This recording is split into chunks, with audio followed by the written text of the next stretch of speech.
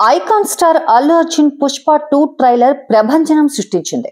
పాట్నాలో జరిగిన ఈ trailer launch event ను లైవ్ లో 2,60,000 మంది వీక్షించారు. ఇప్పటి వరకు ఏ ఇండియన్ మూవీ ఈవెంట్ ను ఇంత మంది లైవ్ లో వీక్షించలేదు. ఇక విడుదల తర్వాత ట్రైలర్ యూట్యూబ్ లో సెన్సేషన్ క్రియేట్ చేస్తుంది. 24 గంటల్లోనే పుష్ప 2 ట్రైలర్ అన్ని భాషల్లోనూ కలిపి యూట్యూబ్ లో 120 మిలియన్లకు పైగా వ్యూస్ ను కొల్లగొట్టింది. 2.3 మిలియన్ల లైక్స్ సాధించింది. ఇంకా కామెంట్స్ గురించి చెప్పక్కర్లేదు.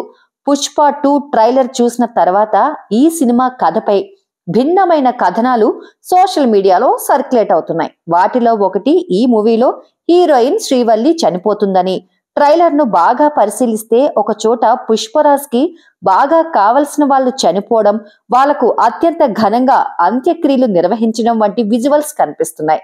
ఈ విజువల్స్ ను బట్టి ఈ మూవీలో శ్రీవల్లి పాత్ర చనిపోతుందనే కథనం సామాజిక మాధ్యమాల్లో జోరుగా చక్కర్లు కొడుతుంది.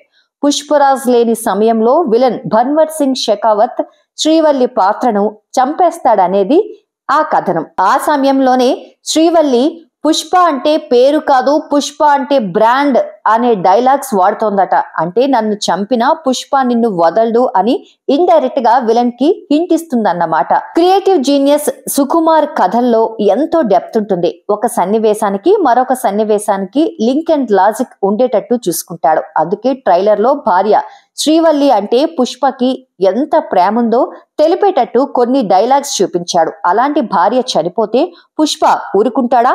విలన్లపై వీర విహారం చేస్తాడు. మొత్తానికి పుష్ప 2లో శ్రీవల్లి చనిపోవడమే మెయిన్ ట్విస్ట్ అనే ప్రచారం జరుగుతుంది. ఏది ఏమైనా పుష్ప 2 అసలు కథ తెలియాలంటే డిసెంబర్ 5న సినిమా విడుదలయ్యే వరకు ఆగాల్సిందే. మరోవైపు ట్రైలర్ ఆల్రెడీ వచ్చేసింది కాబట్టి ఇదే నెలలో ఈ సినిమా నుంచి వరుసగా 2 పాటలను విడుదల చేయడానికి చిత్ర బృందం సన్నాహాలు చేస్తుంది.